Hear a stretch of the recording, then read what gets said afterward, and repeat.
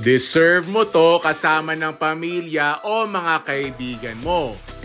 Wala pa masyado nakakaalam nito. Literal na hidden gem para sa'yo. Baka stressed ka na o kailangan mo lang ng quality time with your loved ones.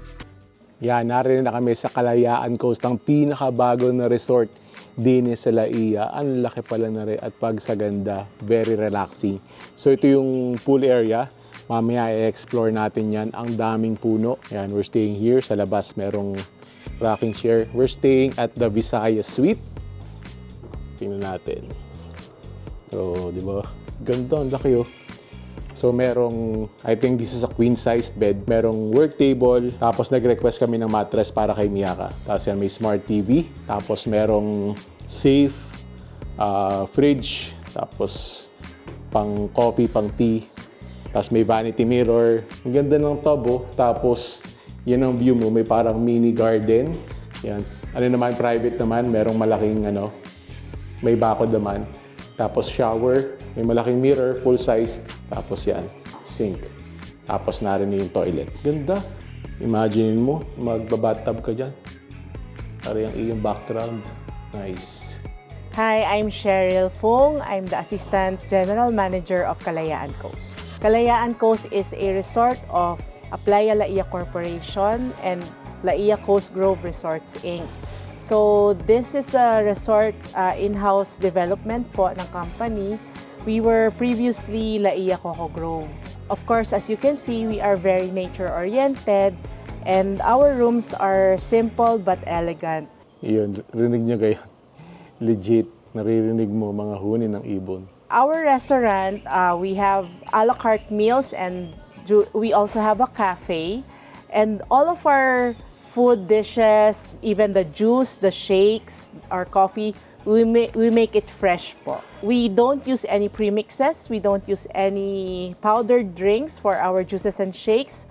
Our breads, our chips even, we make it fresh from the kitchen. Our cafe and restaurant is open to the public, and our cafe starts at 7 a.m. to 9 p.m. from Mondays to Thursdays.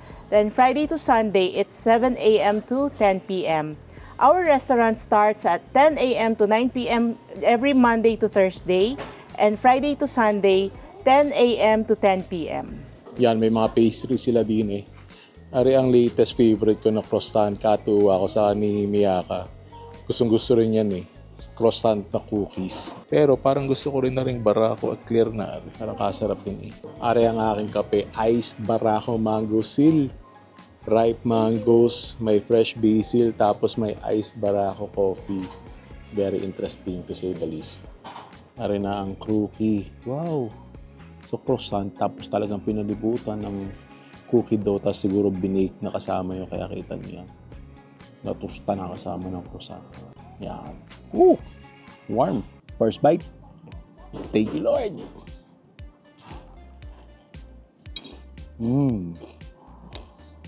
Ang crunchy. Ari yung iced barako mango. So look at that. Nga ngayon ako nakakita ng kapinagayaan ng layering. Wow. May lasa na rin. Haluin natin maigi. Para yun. Wow. Try natin. Nice. Very interesting flavor profile. Actually, ang una kong natikman yung lasa ng basil. Tapos, nandun yung kape. Yung mango, very subtle lang. Yung mango flavor niya. Pero lasa mo nandun yung tamis. Tapos yung milky flavor. Good coffee. Currently, we have 17 rooms. We have standard rooms, we have suite rooms, and we have dorm rooms. Our suite rooms are our premium rooms. It has a bathtub and it's a couple room. All of our rooms have brunch included. So it depends whether you're a family, you're a group of friends, you're just a couple, we have rooms available for you po. Our price range would be from 10,000 pesos to 32,000 pesos. Depende po sa number of persons inside the room po. Yan, kung naghahanap kayo ng resort na gusto nyo kayong isa sa mga pinakaunang maka-experience, try nyo din sa Kalayaan Coast. Kakabukas lang nila last June. Legit na wala pa masyadong may alam na rin. Ay, kita nyo, wala pang katao-tao. Itong Kalayaan Coast, hindi siya beachfront, pero may beach access. Kaya daw lakarin. Tingnan natin. Pupunta natin yung beach. 5:27 p.m. Tingnan natin kung gaano katagal, kung ilang minutes ang lakad papunta sa beach. Bah, natatanaw ko na. Ayan, nasa beach na tayo. 5:30. 3-minute walk. Nasa beach ka na. Yung sand din eh. Not as white as Boracay, pero kita nyo, very fine naman yung sand. Nice. Tapos kalmado yung dagat. Very relaxing. Yan, may view ka pa din ng bundok. Anong bundok ka rin? Let me know in the comments. Magre-relax lang ng kaunti din eh. Magpapalipad ng drone. See you sa dinner.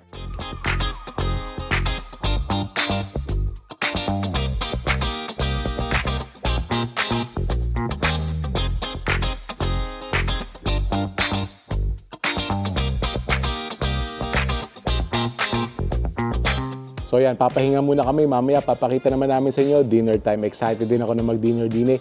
Kasi balita ko masarap daw ang pagkain din eh. Good evening mula sa napakagandang pool ng Kalayaan Coast. Very serene. Din yung resto nila. Magdi-dinner na kami. Yan. Bah, malaking dining area nila at maginaw. Nakabukas ang aircon. Yan, may isang grupo na nakain. Narinig na ang aking mag-ina. Yan, may chips. Ari daw ay malunggay, saka basil. Yan. Thank you. Para yung sweet and spicy na chicken lollipop. Pinaseparate namin ng sauce kasi para kay Miyaka yan na hindi naman mahilig sa maanghang. Pwede niyang kainin ng hiwalay. Pero encourage ko siya na subukan din ng may sauce. Abangan niyo yung order kong bangis doon kakaiba. Habang hinihintay natin, try muna natin tong chicken lollipop na sweet and spicy. First bite. Thank you, Lord. Nice. Crispy and juicy na chicken lollipop. Tapos yung sweet and spicy sauce niya. Yung sweetness yung una mo matitikman. And then yung garlic flavor niya. Tapos yung anghang. Nice. Sweet and sour pampano. Yan. Sweet and sour pampano naman. Wow. Yan ang kay Aisha. Niloloko ko siya nang in-order ko sa kanya pork adobo. Hindi kasi nakakain ng pork. Pinipili kasi ang kinakain niyang pork. Hindi niya alam ang in-order ko sa kanya. Pompano na sweet and spicy. Sorry, fried pompano. Ganda ng pagkaka-fry niyo. Tapos mataba yung fish. Flaky. Tapos with sweet and sour na sauce. Yung sweet and sour niya, ganyan yung timpla ko sa bahay pag nagluluto ko ng sweet and sour. Ganyan yung gusto kong timpla. It's more sweet than sour. Tapos ang ganda ng pagkakaprito ng pompano. Salted na rin. A little crispy. Nice with rice.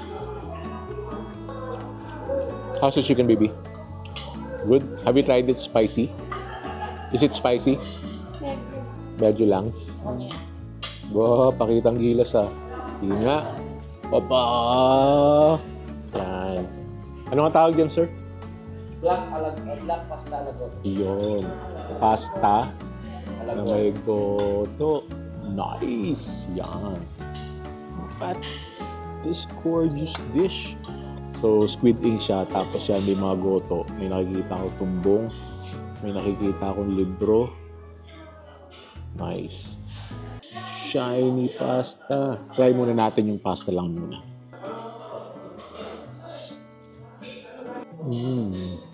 Wow. This is a really salty dish. Tapos try natin with the tumbong. Alam mo tong pasta na to? Ito yung pasta na sarap ulam. Kumbaga para sa mga pansit ng lipa. Parang tostado. Yung ganun. Kasi siya, salty siya. Kaya pala siya served with calamansi. Kasi diba pag tayo, nag-gogoto, may calamansi din. Yan. So lalagyan mo siya ng calamansi. Kasi salty talaga siya eh. Pag nilagyan mo ng calamansi, dun talaga lalabas yung lasa ng pagkagoto niya. Ari na yung sinasabi ko kanina na masarap pa rin kaninan. Sa mga nagsasabi na puro goto ako, sa mga vlog ko, are goto uli. Pero kakaiba naman. Bukod dun sa croquis, saka sa kape namin kayo ito yung first meal namin din sa Kalayaan Coast, and I can say with this one-of-a-kind dish. Tapos yung iba namin nakain dito, yung pampano, kaya yung chicken lollipop. You have to try it here. Si Clyde nagdala. Lava cake. Yun. Yan yung lava cake nila. Ngayon ako nakakita lava cake na merong mangga. Saka ice cream. Saka cherry. Or, well, hindi naman talaga ako ma-order ng lava cake, so I wouldn't know. Pero looks good. Aba, lava cake nga. Nice.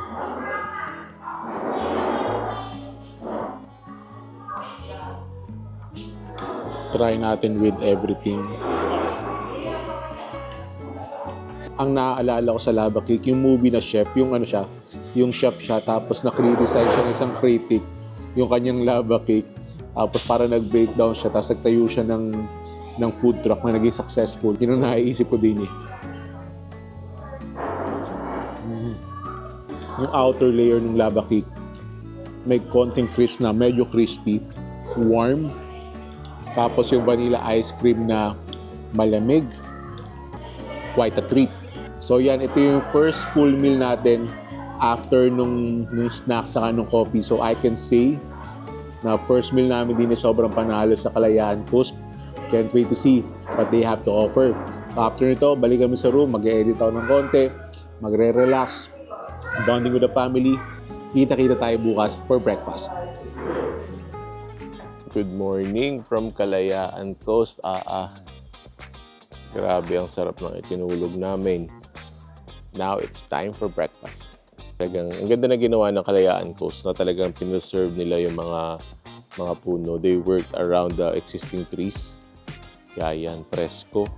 Yan, garne, ang itsura ng bagong gising din sa Kalayaan Coast. Wala pang ligo. Kakain muna.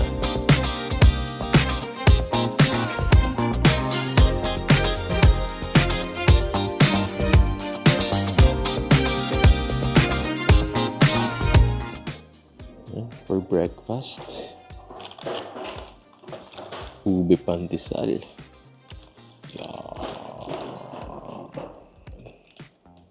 Second day din sa Kalayaan Coast, starting with breakfast.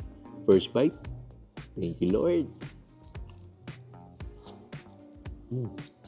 Wow, ube cheese pala siya. Crispy yung labas ng pandesal, tapos really soft, pillowy yung loob. Nice ube flavor with a little saltiness from the cheese. Good start. Sabi po, sinaing na tulingan. Yun. Hindi ako excited. So, ari yung breakfast namin. Ari yung daybreak. Dahil gusto ni Mia ka ng bacon. So, ito yung daybreak. May, bukod sa bacon, merong egg, merong sausage, merong pork and beans, cucumber, cherry tomatoes, pineapple, saka sourdough bread. Tapos meron kami syempre garlic rice for the beef tapa. Saka di na ako excited, sinaing na tulingan. Yan, masarap yung ube pandesal pero syempre we're saving space para sa malakasang kain na rin. Malakasang almusal. Hindi naman tayo sa tapa. Kuha na rin tayo na rin sinaing na tulingan. Tapos syempre, sasabawan natin. Hindi muna tayo sa tapa. Wow. Yung tapa niya, salty, tapos a little sweet, tapos may konting asim, tapos may garlic flavor. Hindi siya super tender. Pero, ito yung mga timpla na hindi mo na kailangan ng sausawan. Tapos, sinaing na tulingan na may sabaw ng patis. Yung patis kasi, in this case, sinaing na tulingan, yan yung pinakasabaw niya. Ang tawag namin yan din sa Batangas ay patis. That is good sinaing na tulingan. Wow. Sabaw pa. Sarap yung pagkakaalat niya. Nice. Ano yung mga sinaing na tulingan na alam mo na pag may natira, ang sarap iprito. Tapos syempre, kape. Pag dahil Batanggenyo tayo, saka sabaw ng kape. Sarap na rin sa tapa.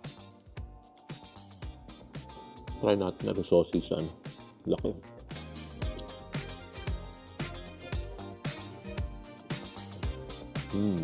Nice snap on the sausage. Tapos nice salty flavor. Sarap.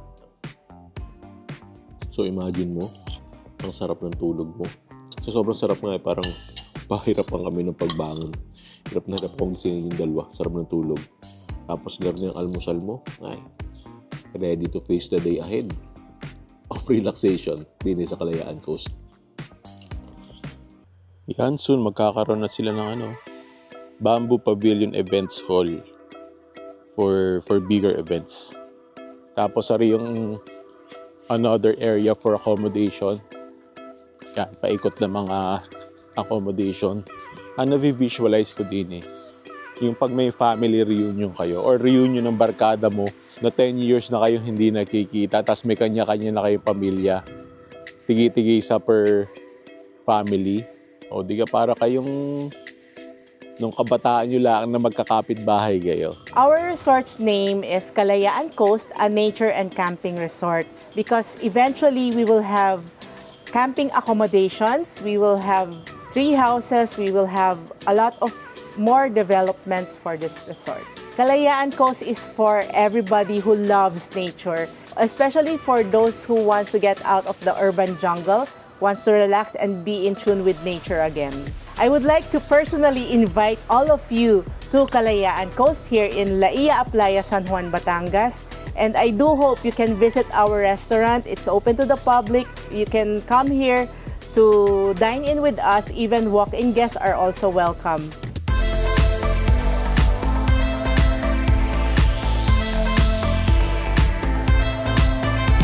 Yan, for our lunch. Medyo kakaiba yung mga dishes natin ngayon. Unahin ko na itong sobrang na-curious ako dito sa creamy pork chop. Kita nyo naman, nice thickness ng pork chop. Tapos ang lambot niyan. Tapos creamy yung sauce. Tapos yan, kita nyo yung meat. Saka yung patty na party muna natin. Yan, with rice agad. First bite. Thank you, Lord. Ang tender ng pork, tapos creamy and fatty yung yung sarsa. Sarap nito sa kanin. Tapos a little sweet din, yung creamy sauce. Wow. Tingin ko, bagay yan din sa pork espresso. Subalit pork siya na merong rub ng espresso coffee. Aretaba sa kabalat. Ang lambot ng pagkakaluto. Kahit yung kahit yung balat, ina-expect ko na chewy siya. Not that chewy. Tapos andun yung konting bitterness ng coffee. Nice. Tapos salty as well. Ari naman yung pork barbecue. Nice grill marks.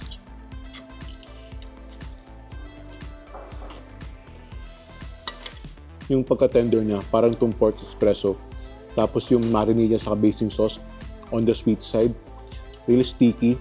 Almost like caramel-like. Nag-caramelize na talaga yung basing sauce. This is really good barbecue. Tapos, dahil puro pork tayo, nagsalad din tayo. Ito yung bougainvillea salad. So may lettuce, bougainvillea, I'm seeing cucumber, some bell pepper, cherry tomatoes.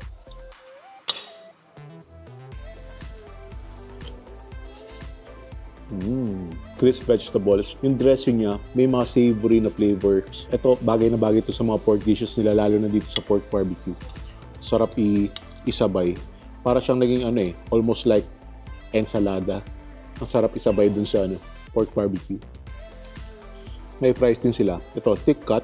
Tapos kasama yung yung balat. Fiber yan. And then honey mustard dressing. Alam niyo sa mga steak houses na mga mamahalin, ito yung ganitong klase ng fries yung sinasama sa mga mamahaling steak. And ito, very curious to try this. Spicy lambanog wings. Yan, looks innocent enough. Pero yan ay lambanog dressing. Kasi San Juan, meron silang lambanog industry talaga dito. So it's good na na-highlight yung local industry ng San Juan through their dishes. Wow. That's spicy. Hindi mo naman malalasahan yung lambanog. Nagko-complement na lang siya kasi yung alcohol naman namamatay naman sa cooking process yan. Think of it as parang really spicy na buffalo wings na merong konting hint ng lambanog kung hahanapin mo yung flavor na yan.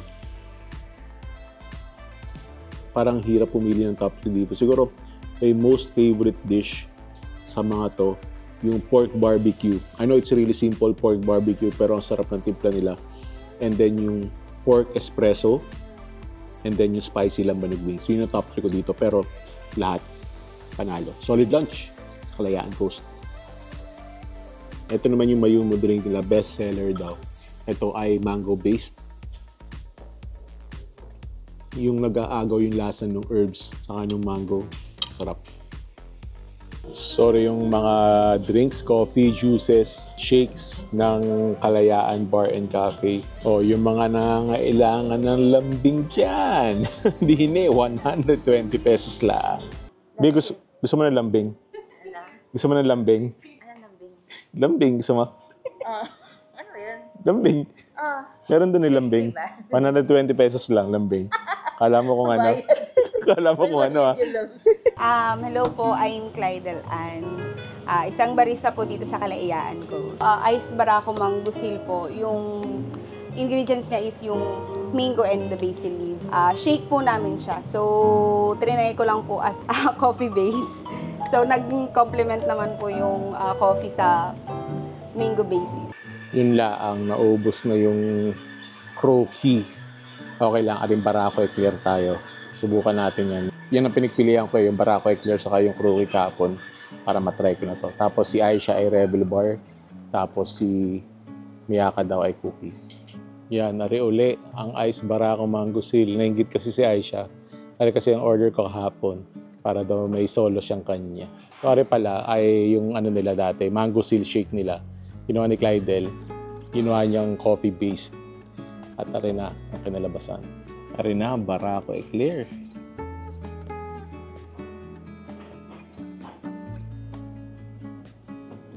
Sweet. A little bitter. Masarap siya pero mas gusto ko yung croaky. Bawat kagat mo mas sumasarap.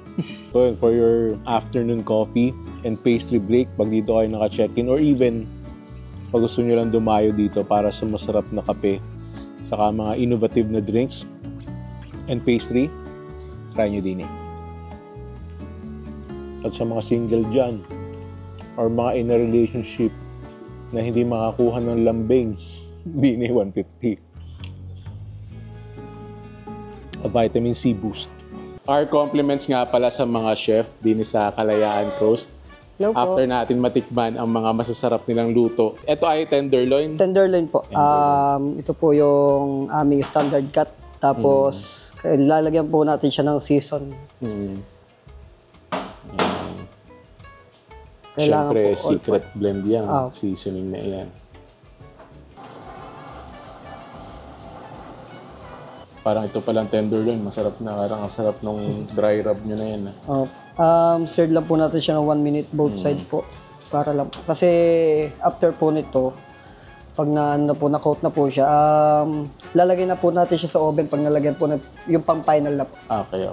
Meron po tayo dito yung mustard po. At po siya i-coat ng mustard. Para din po dagdag na season din po sa karne. Para medyo may dating din po yung lasa. Tapos after po si saute po mushroom and the onion.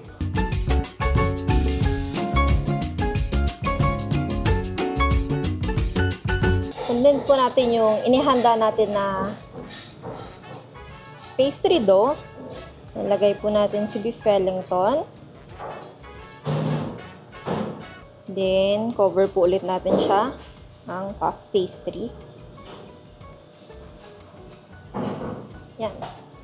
Then, place po tayo ng baking paper para po hindi kumapit yung Wellington natin kapag binake natin siya. Final po, we can do scoring po para mas presentable yung Wellington natin kapag sinerve natin siya sa ating guest for tonight. Then, sa preheated oven po natin, i-bake po natin siya ng at least 25 to 30 minutes or until the dough make it gold. Yan, can't wait. Thank you, Chef. Thank you po.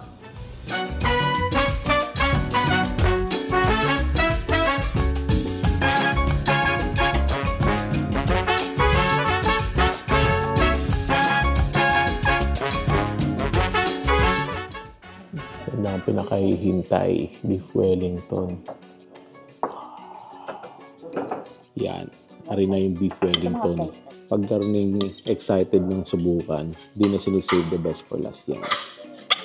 First bite. Thank you, Lord.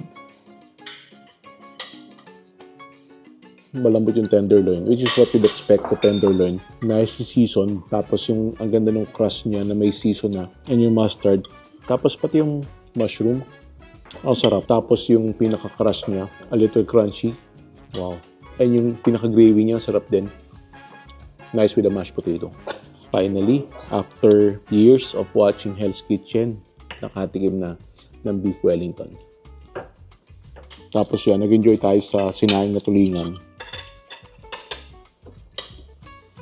Think of it as a Batanggenyo na tinapapasta. And then yung chicken barbecue.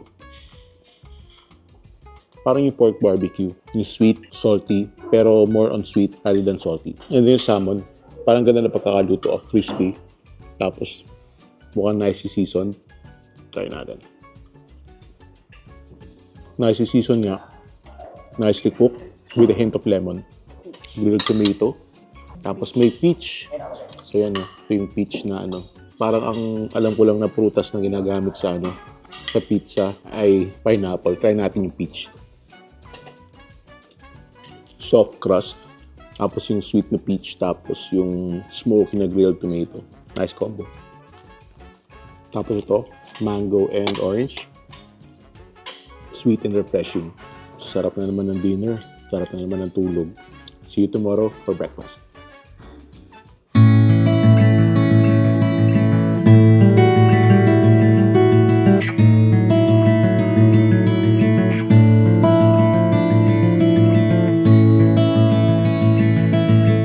Ayan, good morning. Day 3 din sa Kalayaan ko. So last day na namin, mag-breakfast lang kami.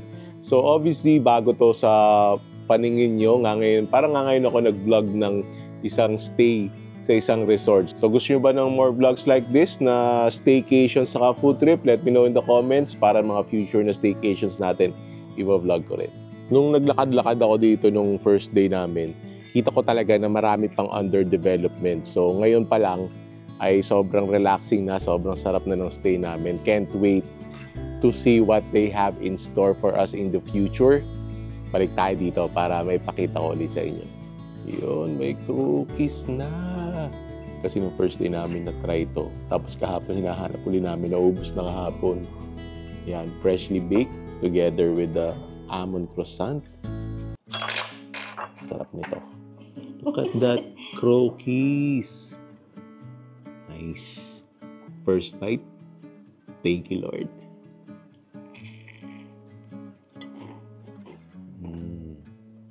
Sarap. Ito na isa sa mga major reasons kung bakit kailangan nyo try din sa Kalayaan Coast. Kasi masarap yung croissant nila eh. Tapos masarap din yung cookie dough na ginamit. Together, panalo. Meron din silang almond croissant. Wow! Kahilig ko sa almonds. Flaky, creamy, kasi merong ang, yan yung creamy component. Crunchy almonds, sweet, a little salty, nice. Pero mas gusto ko talaga yung cookies. Aray naman yung baked sisig nachos, yan. Piniflex to ni Michelle, sa ni Amy, na kailangan daw matry. Yan. Sarap nga. Yung sisig niya, although hindi crispy, nandun yung sisig flavor talaga. Tapos a little spicy, crispy nachos. Dapat bawat meal nyo, nasa gitna ng mesa to. Tapos yung nacho chips sila mismo gumagawa niyan. Hindi siya commercially made. Alam nyo, ang hilig ko sa bangus. Kaya umorder tayo ng daing na bangus.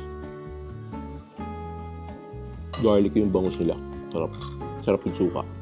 So ito yung masarap na breakfast. Pwede kang pumili between sweet breakfast kasi may mga pastries sila. At meron sila talagang pastry chef ha.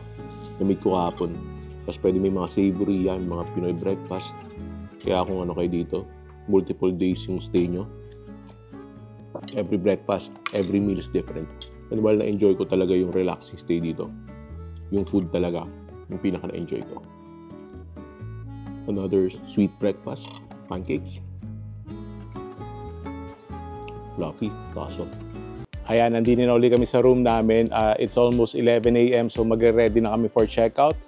Parang ayaw pa namin mag-check out but we have to kasi we have to go back to the real world. But this is a nice escape from the hustle and bustle of life, something that my family deserved and something that your family deserves as well. So make sure check out Kalayaan Coast at mag-staycation at food trip na rin kayo din eh. That's it for today's vlog. Thank you for joining me. Sana nabusog kayo. Sana nag-enjoy kayo. And if you did, make sure to click on the subscribe button and notification bell and watch my other vlog right here. Thank you for watching. I'll see you in a bit.